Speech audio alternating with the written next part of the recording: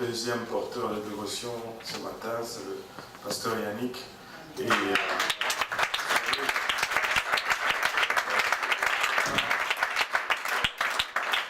quand on a commencé l'église de l'Est, je vous dis, s'il y avait quelqu'un qui était enthousiasmé, c'était le pasteur Yannick. Je pense, lui, il était même plus enthousiasmé que moi. Ça, c'est sûr. Et il voulait, comme fidèle à lui-même, s'il fallait faire quelque chose, il faut le faire hier. Même pas aujourd'hui, on le fait hier. S'il faut faire quelque chose, on le fait hier. Il n'a pas bronché. Il est le même. S'il y a quelque chose à aller chercher, même à Chibougamon, il faut aller le chercher pour l'amener à l'église. C'est tout simplement extraordinaire. Et des fois, quand je suis découragé, je pense à lui, puis je me lève, je vais faire la chose.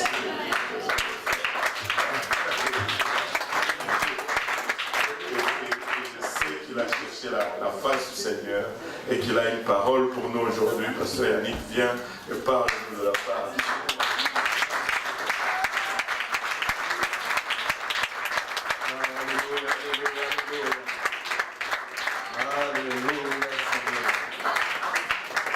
Merci beaucoup, pasteur. Je suis toujours enthousiasmé d'ailleurs. Amen. Parce qu'il y a beaucoup de travail. Alléluia. Qui se souvient de ce que le pasteur a dit avant d'introduire le frère Eric?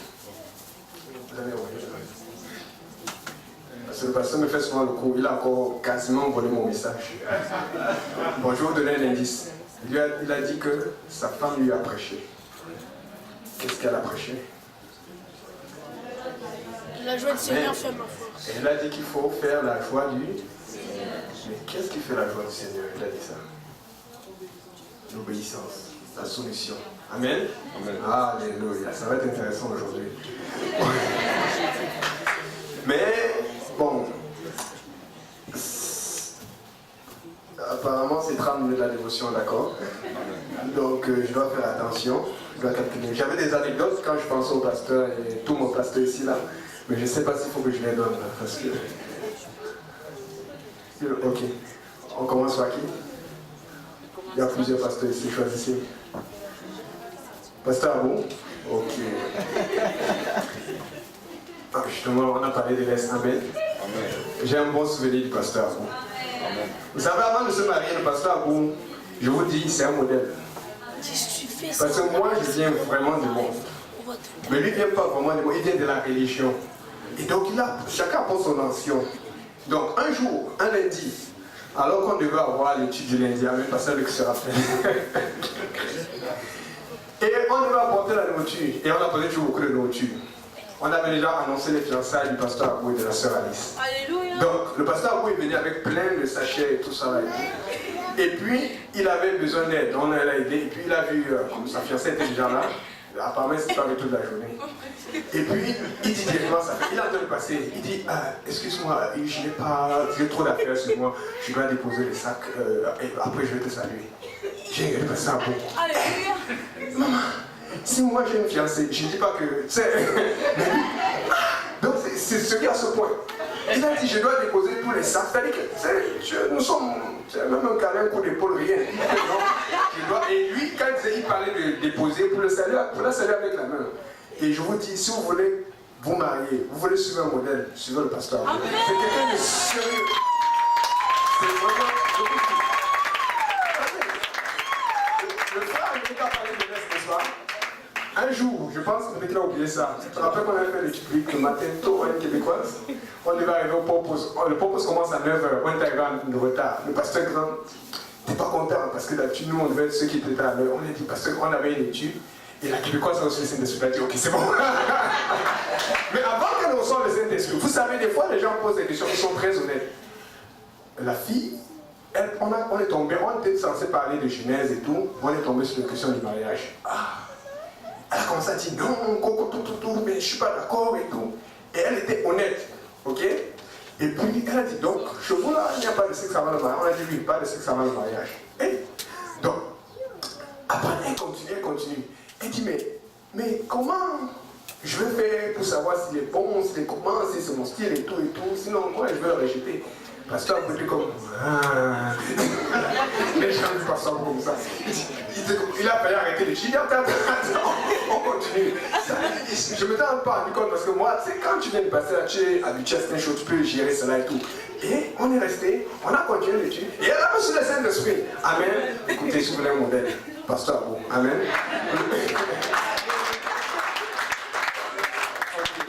Le temps passe là. C'est qui le prochain? Pasteur Luc. Je me rappelle, vous connaissez la chanson Freedom à l'église, n'est-ce pas? Vous savez, quand on chante ça là, c'est toujours et il y a une danse que tout le monde fait là. C'est quoi? Alléluia. Ça, c'est le pasteur qui nous a appris ça. Jusqu'aujourd'hui, on chante ça à l'église. C'est un adorateur ici. Toujours. Ce que certains ne savent pas, c'est que toujours quand l'étude biblique du Ledja grandit, le pasteur Luc a beaucoup aidé d'une façon que les gens ne savent pas. Demandez à la soeur Palinda, demandez à certains frères Snell et tout. C'est chez lui qu'on allait tout le temps pour cuisiner la nourriture parce que des fois on n'avait pas de temps, c'était compliqué. Et on allait tout le temps là-bas. Et sa femme nous ouvrait toujours la porte. Des fois le pasteur qui était là, il était à l'ordinateur, il priait, il tout. Mais il a toujours été disponible. Ce qui veut dire que tout ce qu'on voit là, des fois on ne voit pas ceux qui ont été acteurs là-dedans là. Mais il a servi. Amen. Et je reconnais toujours ça là. Et ça nous a permis de beaucoup manger le ricole aussi. En même temps. Et puis le prochain, le dernier, pas le moindre, je me suis rappelé de quelque chose. Vous savez, même ce message, le Seigneur commençait à me donner dimanche passé, quand le pasteur parlait pour la fête des mères ici là. Et puis, quand il a parlé encore pour la fête des mères là-bas, il a continué. Mais moi, je ne m'attendais pas à prêcher. Là, tu me donne un truc, j'essaie de noter, je ne voulais pas noter. Et puis lundi, il est revenu avec, je dis, peut-être je vais prêcher. Je vous dis sincèrement. Et ce que le Seigneur m'a rappelé, c'est que c'est comme ça que ça se passait quand le pasteur commençait à enseigner du public. Je le suivais partout. Et puis je me posais des questions et je le bombardais avec les questions dans la voiture. Mais je me demandais tellement qu'à un moment, pendant qu'il enseignait, c'est là où Dieu commençait à me parler. Vous voyez un peu. Et donc hier, je me suis rappelé de quelque chose. Vous savez, un jour où j'étais mal pris, vous connaissez la Pontiac rouge? Je pense qu'Achille connaît ça. La grosse Pontiac rouge. Aïe, yo. La voiture là, oh, ça, c'est ça. Et pas la sœur Oli connaît aussi ça. Ça a amené beaucoup d'âmes, mais ça va créer des problèmes. Ça buvait l'essence. Donc un jour, la Pontiac rouge m'a encore lâché. C'était le tour du chaperon qui était coupé, c'est tombé. Et donc quand je roulais, ça faisait cac. Je suis parti voir un garagiste. Le garagiste c'était trop cher, il dit non, j'appelle le pasteur. Le pasteur dit attends, passe d'abord à la maison. Et qui bon, ok, bon, comme c'est là de dire, peut-être peut prier sur la voiture. je suis sincère. Il faut dire comment ces choses sont. Je dis qu'il va prier sur la voiture, peut-être ça son collé ou je ne sais pas quoi. Bon.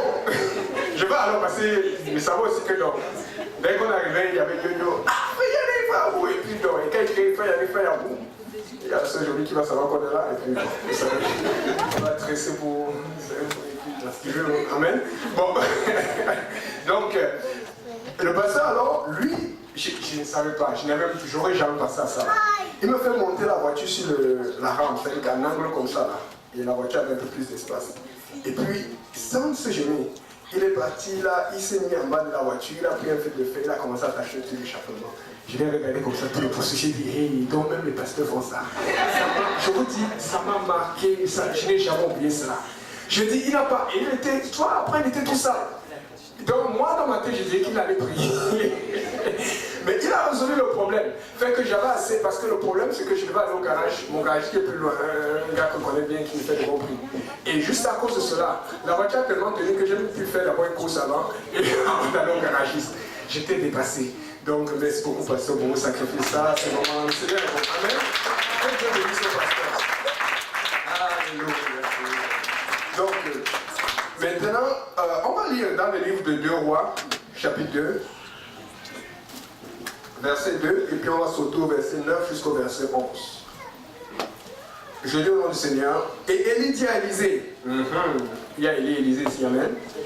Je te prie, demeure ici, car l'Éternel m'envoie jusqu'à Bethel. Mais Élisée dit, l'Éternel est vivant, ton âme est vivante, je ne te quitterai point. Et il descendit à Bethel. Dis à ton voisin, je ne te quitterai point. On va au verset 9 jusqu'au verset 11. La Bible dit, quand ils eurent passé Élie dit à Élisée, demande ce que tu veux que je fasse pour toi, avant que je sois enlevé d'avec toi. Élie lui répondit, que j'ai, je te prie, une double portion de ton esprit. Et Élie dit, tu demandes une chose difficile. Si tu me vois enlevé d'avec toi, il t'arrivera. Sinon, cela n'arrivera pas. Et comme ils continuaient leur chemin et s'entretenaient en marchant,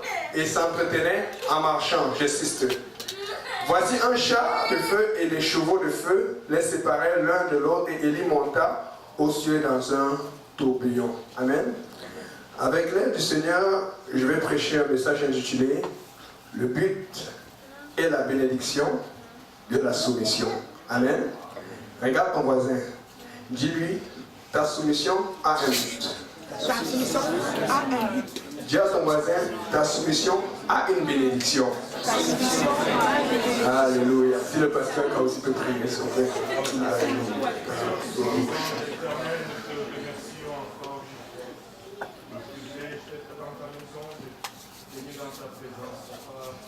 Ce moment que ta parole va nous être apportée, nous reconnaissons encore combien nous sommes avec toi, Seigneur, reste ton serviteur afin qu'il puisse t'apporter sans crainte, ni paveur, ni hésitation. Seigneur, nous tous nous puissions la recevoir pour nous une place dans notre cœur, dans notre journée, produire le fruit et que ce fruit nous conduise jusque dans la vie éternelle. En ton nom précieux, nous prions tous ensemble dans le nom de Jésus. Amen. Amen. Vous pouvez vous asseoir. Donc l'Éternel m'a mis à cœur de prêcher ce message pour répondre à beaucoup de gens qui souffrent. La première chose que je voulais dire, c'est que si vous souffrez, c'est parce que nous avons un grand réveil qui arrive. Amen. Si c'est difficile, c'est parce que Dieu prépare des grandes choses. Amen. Des fois, tu peux voir d'autres personnes qui sont bénies, tu te dis, Seigneur, et pour moi, c'est quand? C'est parce que ce que Dieu va te donner. Amen. C'est très très grand. Amen. Bon, maintenant, justement, le frère Mick a dit quelque chose tout à l'heure qui répondait déjà à une des questions que je voulais vous citer. Il disait tout à l'heure l'attitude de prière. Quand tu traverses une période difficile, ça m'a rappelé mon témoignage. Si tu ne priais pas, tu vas être offensé. Si tu ne pries pas, tu vas lâcher. L'attitude de prière, c'est très très important. Amen. Et il ne faut pas lâcher. Merci beaucoup, frère Mick, pour cela. Donc, les questions auxquelles j'aimerais répondre, ce sont les suivantes. Seigneur, je me suis soumis, mais je suis toujours malade. J'ai toujours mon problème que j'avais depuis pour lequel j'ai prié. Autre question. Seigneur, je me suis soumis, mais ma mère, mon père, mon frère n'est pas toujours sauvé. Seigneur, je me suis soumis, mais je n'ai pas toujours le travail. Seigneur, je me suis soumis, mais les finances ne vont pas bien. Seigneur, je me suis soumis, mais les papiers d'immigration ne fonctionnent pas du tout. Seigneur, je me suis soumis, mais je n'ai toujours pas de mari ou de femme. Amen. Une femme pour un mari pour une femme. Amen. Nous ne sommes pas d'accord. On sait comment le pays ici entre vouloir transformer nos pensées. Seigneur, je me suis soumis, mais je n'ai toujours pas d'enfant. Amen. Premièrement, il faut savoir que tout enfant de Dieu doit être soumis. Amen. Un enfant de Dieu qui n'est pas soumis n'aura pas de bénédiction. Tout enfant de Dieu doit être soumis d'une façon ou d'une autre. Amen. C'est très important. Donc, dans la vie quotidienne, je vais donner un exemple de soumission que nous avons dans la vie quand nous ne sommes même pas chrétiens, pour ceux qui ne sont pas chrétiens. C'est les bébés. Quand ils pleurent et tout ça là, tu donnes à manger, il n'a pas le choix, même s'il dit qu'il ne veut pas. Vous savez les trucs amers là qu'on donne au bébé là, c'est moi qui n'aime pas. C'est pour sa santé. Mais il n'a pas le choix, il va se soumettre parce que lui ne sait pas que c'est bon pour lui. Mais la maman, le papa, on sait que c'est bon pour lui. Amen. Les bébés, on lui met les couches, des fois il n'aime pas qu'on les touche, mais il a décidé, il faut le changer. On lui met les couches, on lui enlève, on fait le changement. C'est pour son bien. Mais il ne se rend pas compte. Il ne comprend pas, mais c'est utile. Pareil pour les enfants, des fois ils veulent jouer avec les mêmes habits, ils veulent aller dormir avec les mêmes habits, mais ils ne comprennent pas qu'il y a un problème de saleté. Un adolescent, des fois, quand il commence à grandir, il veut sortir pour aller n'importe où. Il ne veut pas faire ses tâches ménagères, mais c'est pour son bien. Il doit apprendre à être discipliné, sinon dans la vie, il va devenir rien du tout. Amen. Dans le cas d'un adulte, vous savez, quand tu vas travailler, tu as un emploi. Tu peux pas faire ce que tu veux à l'emploi. Tu peux pas dire ce que tu veux à ton superviseur. Amen. Tu peux être soumis. Tu n'es pas soumis, dehors. Amen. C'est très important. Et puis, même dans l'achat d'une maison ou d'une voiture, tu ne peux pas acheter une voiture ou une maison si tu n'as pas un bon crédit. Pourquoi? Parce que tu dois être soumis dans la façon de gérer tes finances. Nous sommes tous soumis d'une façon ou d'une autre. Mais le problème, c'est que quand arrive le temps de l'église, on ne comprend pas ça. Écoute, dans cette terre, que tu ne sois chrétien ou ne sois pas chrétien, tu ne peux pas vivre, tu ne peux pas t'en sortir si tu n'es pas soumis. Parce qu'il y a des lois, il y a des règles. Amen. Alors pourquoi alors c'est clair dans le monde, mais dans l'église c'est difficile? Amen. Regardons. L'accouchement, quand tu vas à l'hôpital, il y a des choses, il y a aussi les trucs pré-accouchement, là, les trucs que tu vas faire, les sports, les exercices. Et maintenant, ta nutrition, tu ne prends plus de café, tu ne prends plus, bon, si tu veux de l'alcool. Nous, les chrétiens ne boivent pas ça. Tu ne prends plus d'alcool. Il y a beaucoup de choses parce qu'on sait que ça va affecter la santé de l'enfant. Tu dois au moins te consacrer pour avoir un bon accouchement. Amen. Et ils le savent dans le monde. Tu ne dois pas faire n'importe quel moment, tu dois faire attention quand tu t'assois, tu dois faire attention quand tu fais certains sports. Il y a des sports que tu ne dois plus faire du tout, tant que tu n'as pas accouché ou que tu n'as pas récupéré de l'accouchement. Amen. Même dans la mort, tu es soumis, on va mettre ton corps dans un cercueil. Sinon tu vas sentir, tu vas affecter les autres. Amen. C'est vrai, tu es soumis, tu n'as pas le choix. Il faut qu'on te protège, sinon il y a les bactéries et tout ça. En plus, si tu péchais beaucoup là, tu peux encore. Amen. Donc je voulais dire à quelqu'un que dans l'église, nous devons encore être plus soumis que ça. Amen. Ok. On va lire, lisons Exode 3, versets 1 à 2.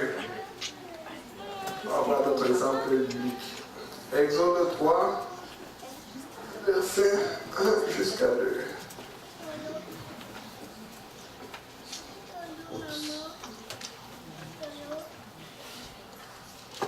Ok, je lis au nom de Jésus. Mais Moïse possède le troupeau de Jéthro, son beau-père, sacrificateur de mendiants, et il mena le troupeau derrière le désert, et il vint à la montagne de Dieu à Horeb. Et l'ange de l'Éternel lui apparut dans une flamme de feu, au milieu d'un buisson. Et il regardait, et voici le buisson était tout en feu, mais le buisson ne se consumait point. Donc, avant que l'ange de l'Éternel lui apparaisse, avant que l'ange de l'Éternel ne lui parle, ne lui adresse sa parole, qu'est-ce qu'il faisait? Il était en train de paître le troupeau de son beau-père qui était sacrificateur. Il était en train de travailler. Parce que des fois on dit Moïse c'était un grand homme de Dieu. Il était en train de travailler. Et quand il travaillait, comme le frère Méry l'a dit tout à l'heure, on ne sait pas que la prochaine heure ce sera la fin du monde. Il ne savait pas que Dieu allait l'appeler dans la prochaine heure. Amen. Il faisait ce qu'il a fait. Et on voit même que quand, si vous lisez les autres, vous allez voir que quand Dieu l'a appelé, il ne voulait même pas partir. Alors qu'il voulait partir avant. Donc ça dit que lui, il avait déjà trouvé un confort. Là, c'est ce qu'il faisait. Donc quand tu travailles, quand tu es soumis à quelqu'un, Dieu va t'appeler. Des fois, tu te dis, mais pourquoi Dieu ne m'appelle pas? Amen. Bon, lisons aussi 1 Samuel, chapitre 3, verset 1. Et puis on va lire le verset 4 et le verset 11.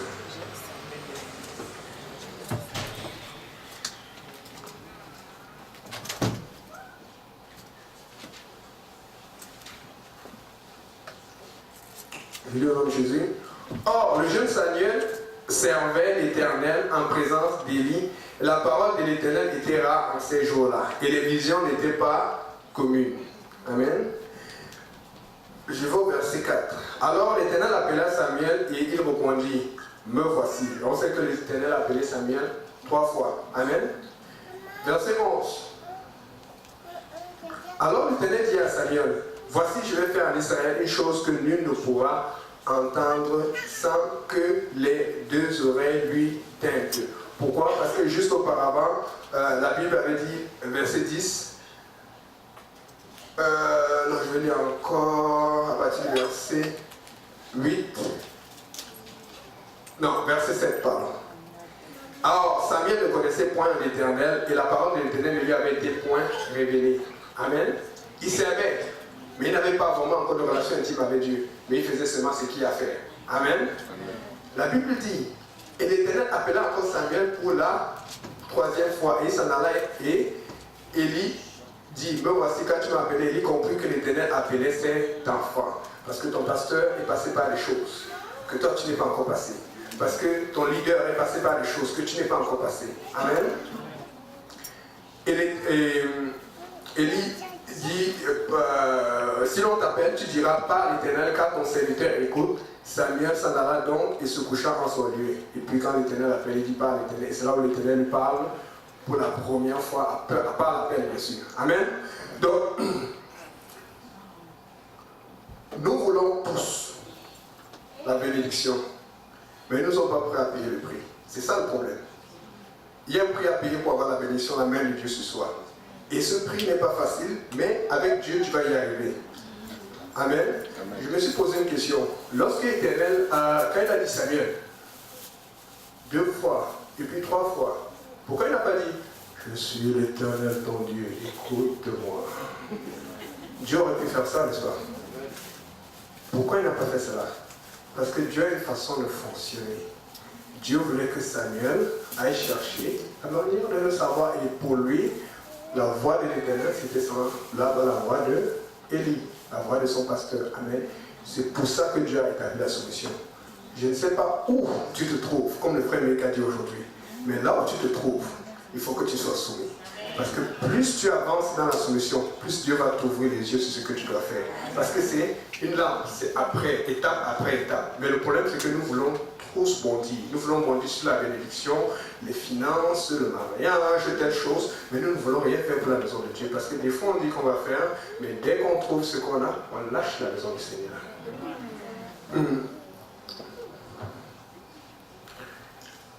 Donc, j'ai fait 3 constats par rapport à la soumission, parce que je sais qu'il y a des gens qui sont soumis, d'autres qui ne sont pas soumis, mais il y a 3 constats que j'ai fait, et on va en parler. Parce que des fois, on se dit que j'ai été soumis, pourquoi ça n'a pas marché? Donc, c'est vraiment ce que le Seigneur m'a mis à cœur d'examiner. Il y a trop de gens dans le bureau du pasteur. C'est pas vous avez remarqué. Il y a trop de gens dans le bureau du pasteur. C'est grave.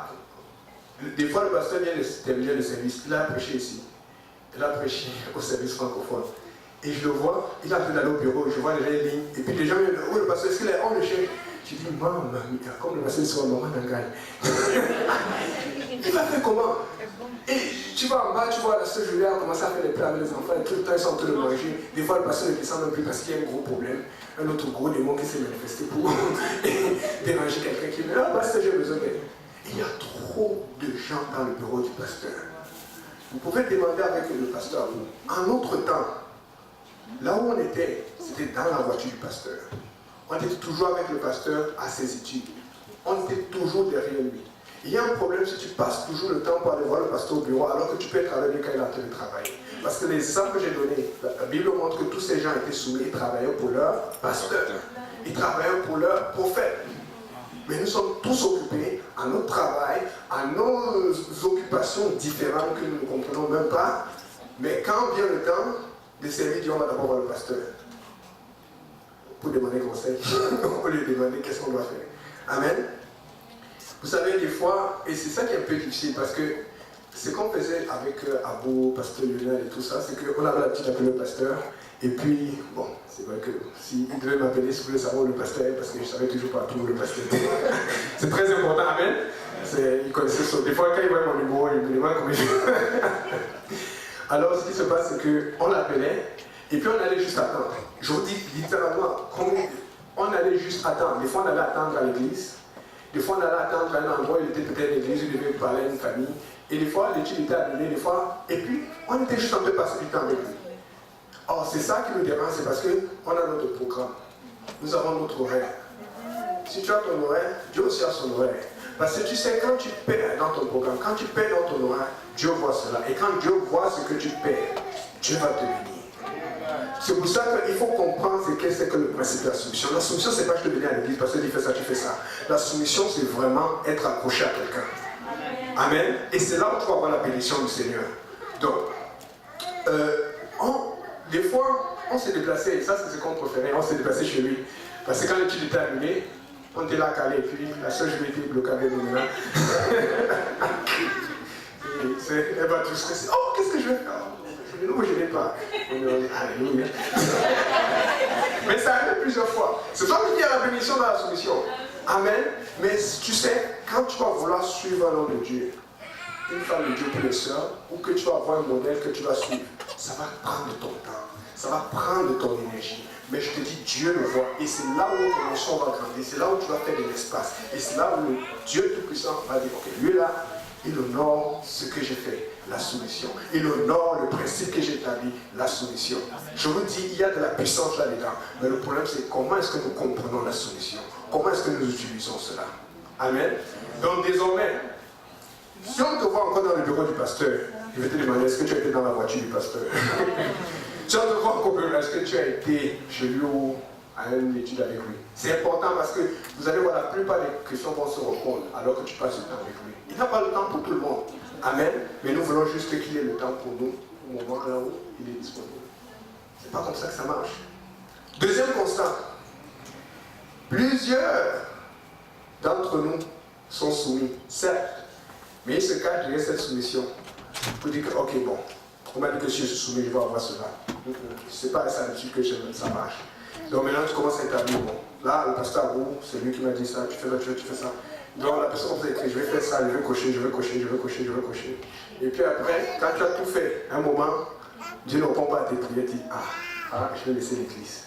C'est pas comme ça que ça marche. Parce qu'il y a un but dans la soumission. Regardez, l'Éternel, sa volonté, c'est qu'on aille plus loin que notre pasteur. Est-ce que vous savez ça? La volonté de Dieu, c'est que tu ailles plus loin que la personne que tu suis. C'est la volonté avouée du Seigneur, c'est écrit dans la Bible. Amen. La Bible a dit quoi? La Bible a dit que Élie a dit à Élisée que si tu me vois m'en aller, qu'est-ce qui va se passer? Tu vas voir le tout. Parce qu'il dit, tu m'as quelque chose de difficile. C'est-à-dire qu'il allait être plus béni, plus loin. C'est-à-dire, si tu veux quelque chose aujourd'hui de Dieu, tu n'as qu'à suivre ton pasteur comme tu le fais, mais tu dois être avec lui. Et si tu veux la double bénédiction, tu veux le double argent qu'il a, tu veux le double, tu veux plus, tu veux n'importe quoi, Dieu peut te le donner. Mais il y a un prix à payer. Amen. Et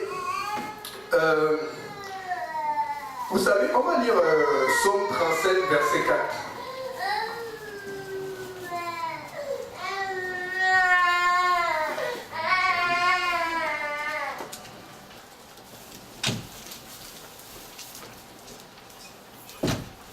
Je dis, fais de l'Éternel tes désirs et il te donnera ce que ton cœur désire. Amen.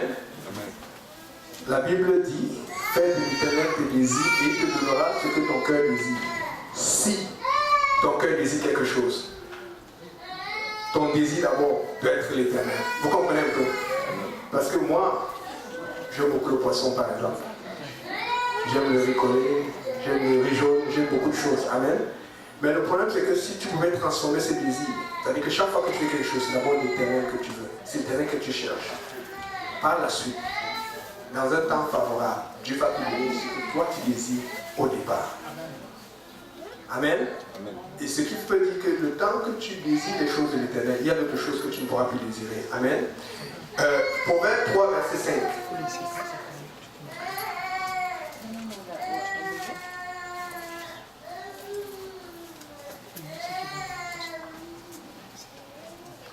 Proverbe 3, verset 5.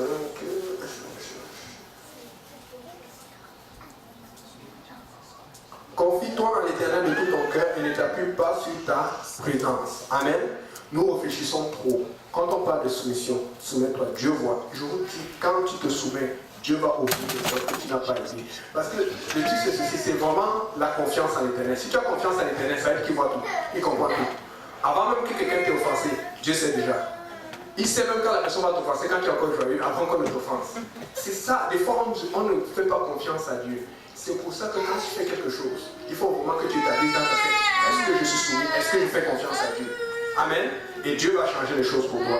Maintenant, je relis 2 Rois, verset 2, verset 1.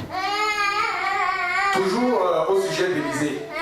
La Bible dit que si tu me vois aller, ce qui veut dire qu'il pouvait aller n'importe où, mais Élisée devait être avec lui. Mais qu'est-ce qu'Élisée faisait? Est-ce qu'il n'avait pas de famille? Est-ce qu'il n'avait pas de maman, de papa et tout ça? Et qu'est-ce qui se passe? On a commencé à dire que tu es toujours à l'église, tu es toujours avec le pasteur. Vous n'avez pas entendu ça? Tu es toujours avec lui. C'est quoi? Tu ne vis pas? Tu n'as pas de vie? C'est même quoi ça là? L'église, lundi, mardi, jusqu'à... C'est ça qu'il faisait. Puisque si tu me vois aller, c'est-à-dire qu'on pouvait l'appeler, bon, il n'y a pas encore cela à ce moment-là, mais quelqu'un m'a dit que mais ta mère t'es chère. Ouais, je suis là. Ton père, je suis là. Moi, j'ai une double bénédiction que je suis en train de chercher. Vous comprenez un peu? C'est que quand tu as quelque chose que tu es en train de chercher, peut-être, je vous dis sincèrement, et moi aussi je l'ai fait, des fois le pasteur ne sait pas ce que tu as demandé à Dieu. Demande à Dieu. mais tu vas faire ce que Dieu te dit de faire. Soumets-toi et Dieu va te demander, il va te donner ce que tu dis. Je vous mets au défi parce que ça a marché pour moi dans tous les cas. Fais ce que Dieu te dit de faire. Soumets-toi et tu vas voir, il va te donner au-delà de ce que tu attends. Amen. Enfin, une petite illustration rapide. Qui est-ce que je vais utiliser? Frère me dit, est-ce que tu peux venir?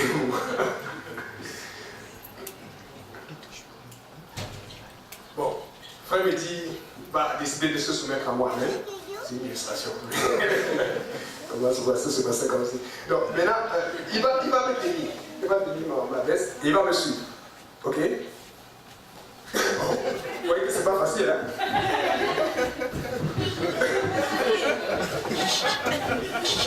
Vous voyez? Quand je me suis arrêté, il s'est arrêté. Mais quand je me suis arrêté, il ne s'est pas arrêté de façon à me cogner. Amen? C'est bon. Il a fait attention. Vous savez pourquoi? Parce que quand tu es soumis à ton pasteur, ça c'est vraiment du cœur qui s'entête. Quand tu es soumis à ton pasteur, des fois il y a des moments, comme je disais avec Pasteur Abou, on devait attendre 2-3 heures parce qu'il était pris par un problème. Non, ne se cachez pas. Ça peut souvent dépasser ton temps d'attente. Ça peut arriver un moment où tu as même un truc à faire, tu as même un rendez-vous, tu perds le rendez-vous, mais tu gardes la bonne attitude parce que Dieu va noter ça. C'est bon. En me suivant, il a fait attention, il ne m'a pas seulement suivi avec les. Des fois, on suit le pasteur et puis quelque chose marche pas. Ah, voilà, c'est le pasteur. Non! Garde la bonne attitude. Il a ralenti pour ne pas me cogner. Je ne lui ai pas dit de faire attention à moi, il m'a dit de me suivre.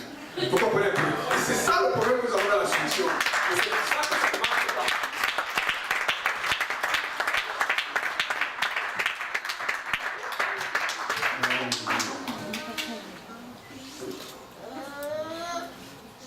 Donc,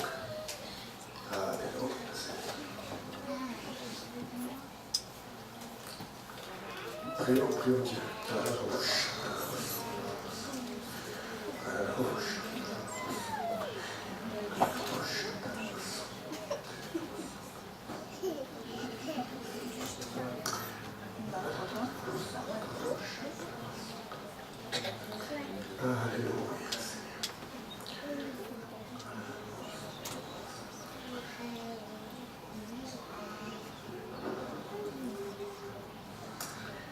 Alléluia.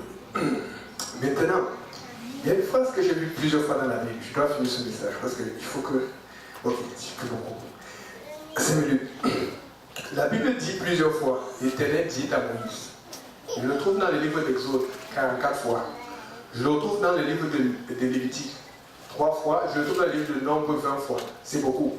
Mais ce n'est pas fini. Parce qu'à cause du problème de traduction de la Bible en hébreu et en grec et tout ça, il y a certains mots qui ont été réutilisés, qui ont été dit d'une autre façon. Et donc, des fois, on se comprend, on peut dire que c'est tout. Ce n'est pas tout. Je suis allé regarder. Il y a maintenant l'Éternel parlant à Moïse. Ça, c'est dans l'autre verset. Là, je le trouve 12 fois, Exode, 32 fois Lévitique, Nombre, 45 fois. Ce qui veut dire que quand je fais le total, là où l'Éternel s'adresse à Moïse, je n'ai pas regardé les autres mots, mais j'ai regardé juste pour ces mots-là.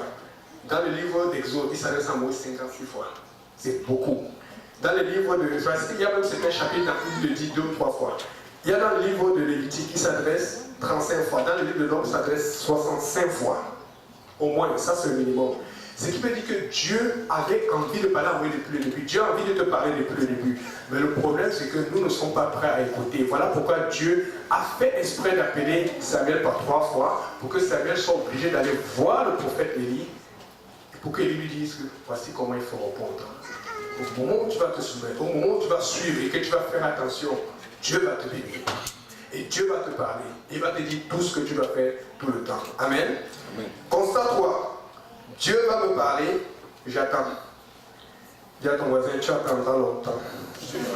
Parce qu'il y a des gens, quand c'est compliqué, ils préfèrent se cacher. Et c'est pour ça qu'on a beaucoup de autographes. Quand c'est compliqué, ou c'est trop dur, oh non, j'attends, Dieu va me parler, Dieu va me convaincre. Il va jamais te parler. Amen. S'il te parle, ce n'est pas lui en tout cas. Maintenant, Dieu a choisi la voie de la soumission pour nous préparer à écouter sa voix à lui. Parce que des fois on pense que c'est facile. Vous vous rappelez de Moïse l'histoire, au temps où le peuple d'Israël accusait Moïse. Mais c'est toi qui nous as dit que l'Éternel voulait que tu nous envoies ici et tout ça là. Dès qu'il y avait des problèmes, Moïse, Moïse, Moïse. Et qu'est-ce qu'il disait? L'Éternel voulait-il? C'est-à-dire que donc, c'est l'Éternel qui voulait qu'on souffre comme ça. Donc il a dit Moïse, tu n'as pas entendu l'Éternel. L'Éternel voulait qu'on soit béni.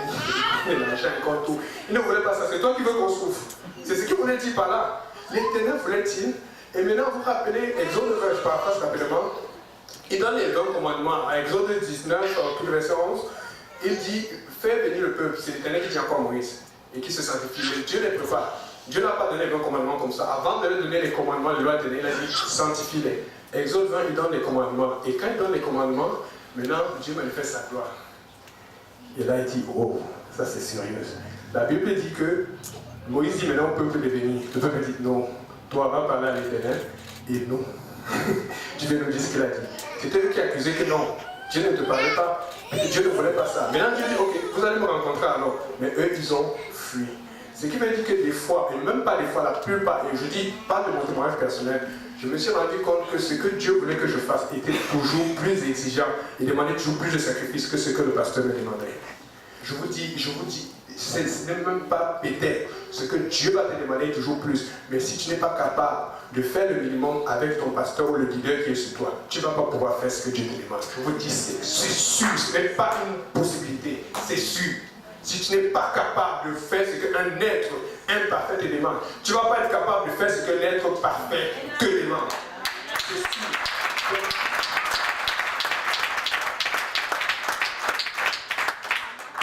Avec ça, alors, ils ont fui, et c'est pour ça qu'Israël a passé 40 ans au désert, parce qu'ils n'ont jamais pu suivre la voie de l'Éternel, parce que la Bible dit que l'Éternel voulait qu'ils soient tous un peuple de sacrificateurs. Moïse, il voulait qu'ils soient tous pareils à Moïse, Aaron et autres. Mais ils sont restés juste le peuple à l'extérieur, alors que tout le monde devait rentrer, tout le monde aurait pu rentrer dans le temple. C'était les sacrificateurs. C'est ce que Dieu voulait, et c'est pour ça que nous tous nous recevons le Saint-Esprit aujourd'hui. Mais il n'y a pas que les sacrificateurs qui restent en arrière, ils sont appelés pour évoluer. Voilà pourquoi vous voyez beaucoup de gens qui retrogradent. C'est parce qu'ils se sont arrêtés quelque part. Amen. Donc, recommandation.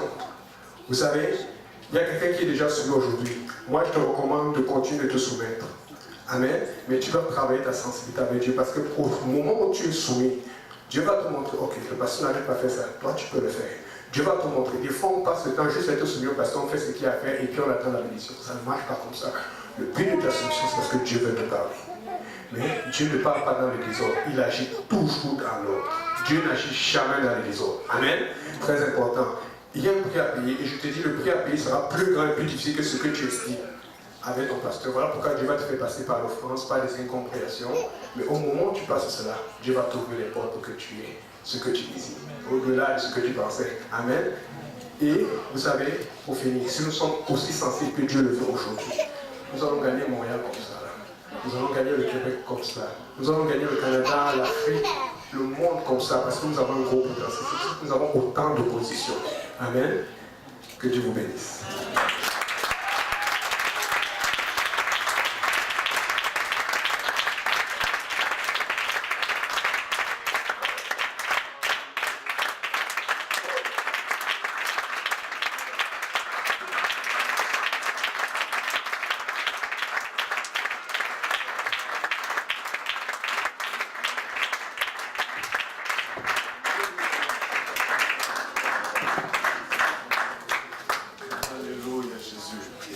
Alléluia, Seigneur. Waouh.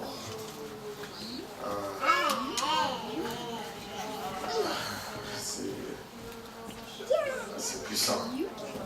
C'est très puissant. Et vous savez, comme humains, nous avons toujours tendance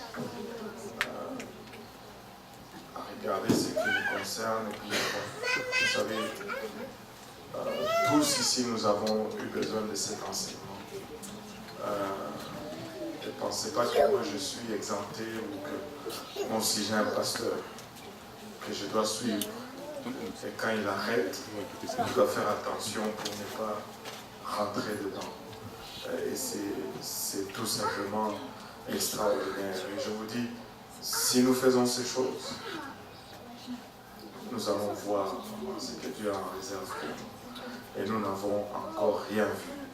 Ah, waouh, waouh, waouh. Gloire au nom de Jésus. Je ne sais pas pour vous, mais moi je suis juste dépassé par tout ça.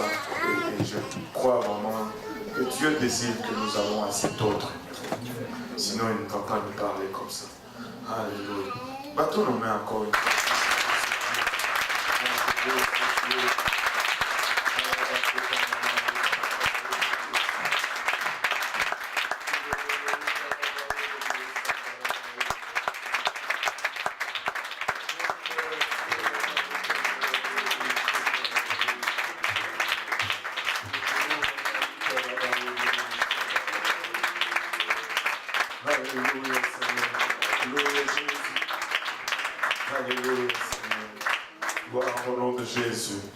Alléluia.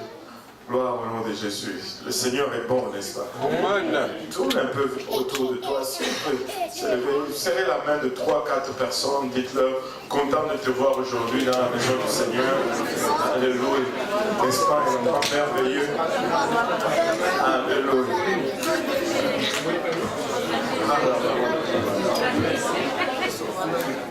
Si vous ne connaissez pas la personne par le nom, dites-leur. Moi je m'appelle Maman Timé, comment vous vous appelez? Alléluia. Alléluia.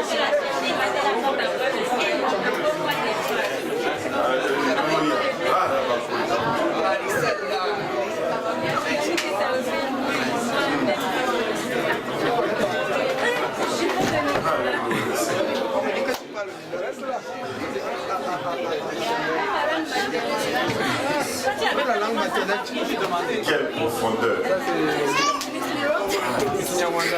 Parce que j'aime lire le Kinyarwanda et tu peux dire, on va dire ça que je connais les choses. C'est ça qu'on cherche avec le dictionnaire.